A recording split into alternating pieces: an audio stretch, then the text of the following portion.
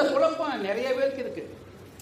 ஒரு பக்கம் இங்க எதாண்டா உன்னுடைய வாழ்க்கை இருக்குன்னு சொல்றது ஒரு பக்கம், அதே சமயத்துல ஒண்ணு நம்ம கிட்டலாம் ஒண்ணு இல்லப்பா, அது ஏதோ நடக்குது அப்படின்னு சொல்றது ஒரு பக்கம்.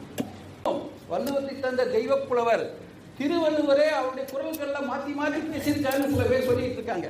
மாத்தி மாத்தி பேசுவதாக சொல்கிறாரு. என்ன சொல்றாரு அவரு?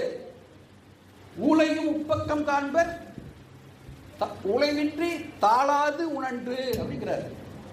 விதியெல்லாம் பின்னாடி தள்ளிடலாம் ஐயா, நீ தளராது முயற்சி பண்ணா விதியை பின்னாடி தள்ளிடலாம் அப்படிங்கிறார் ஒரு பாடல்ல. இன்னொரு பாடல தெய்வத்தாலாகாத முயற்சி தன் மெய்வருத்த கூலி தருங்கிறார். முயற்சி, நீ முயற்சி பண்ண தெய்வமே முடியாதுன்னு சொன்னா கூட அந்த காரியத்திலே நீ ஜெயிச்சலாம் ஐயா அப்படின்னு சொல்றாரு. சரி, இப்படிலாம் சொல்லிட்டு ரெண்டு பாடல்ல இன்னொரு பாடல போய் பார்த்தா என்ன சொல்றாரு?